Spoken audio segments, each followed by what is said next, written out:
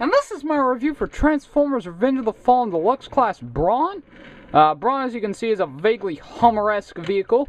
Very, very cool. Obviously based off the vehicles that Nest used in the Revenge of the Fallen movie. It's not exactly what those vehicles look like, but it is pretty close.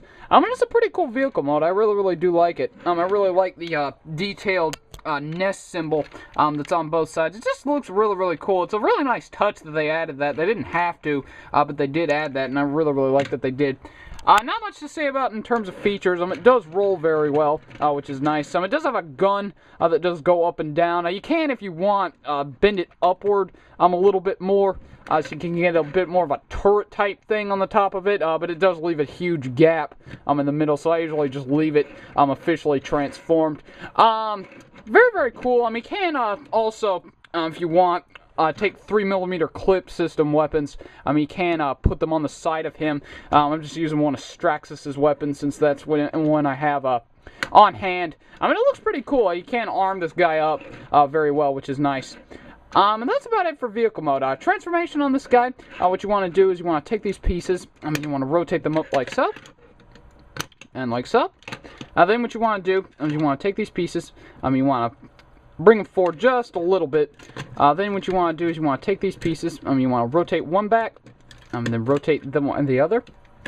Then what you want to do is you want to split this whole assembly right down the middle. Then what you want to do is you want to flip this panel off to the side, like so. Then you want to rotate these light section pieces up, and then flip down his leg, flip up his foot, then flip out the heel spur. Do the same on this side. Flip down his leg, flip up the foot, flip up the heel spur, and then you want to rotate him at the waist, like so. Go ahead and fold these windshield pieces out. And these legs do like to pop off, which is a real shame. It can be very, very annoying when you're trying to transform and pose them. They love to pop off. I really wish that they had corrected that issue, because it was on some of the pre-production pieces, as evidenced by P-All and Optibotimus's review. And I'm really not sure why they didn't fix that, because that was a major problem. Anyway, it's already said and done, so there's really nothing that can be done about it. I have tightened it up, so it is a little bit less annoying, but oh well. Anyway, then you want to split this whole assembly. And rotate it down. Then rotate his arms down. It is kind of neat that he actually can store his pistols in his hands when he's in vehicle mode. I find that really, really awesome. Anyway, flip this piece up, and then flip this piece back. Do the same on this side. Rotate this forward, and then rotate this back. Then rotate his whole arm around, and then rotate this piece back, like so. And then just straighten them out. Position everything however you like. And there you have Brawn in robot mode. Very, very cool. I don't use him as my classics Brawn, as I said in my Hunt for the Decepticons, I can never remember, is it Fallback or Fire Trap? There we go.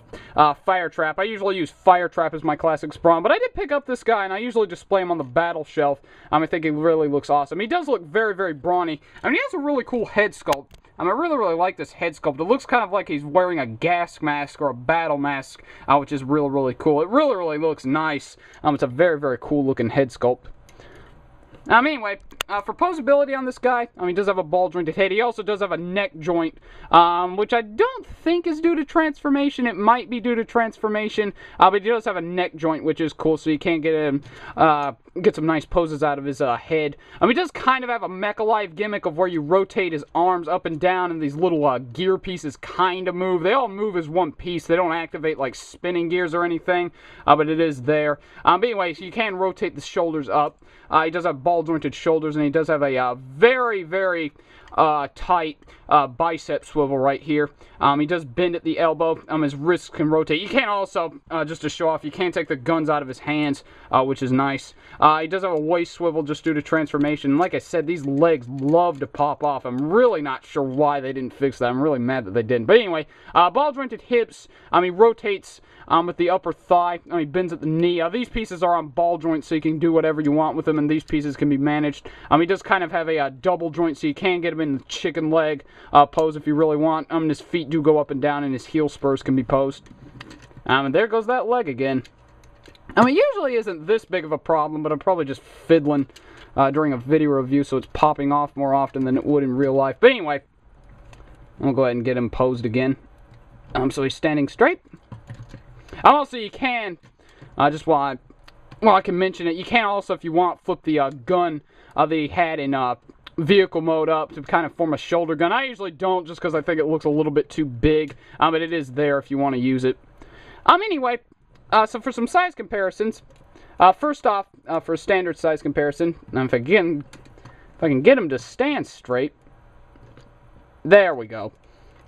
For some real quick size comparisons, first off, for a standard size comparison, here he is next to Bumblebee. So you can see he's a little bit shorter than the average deluxe. Not by much, but he is just a little bit shorter.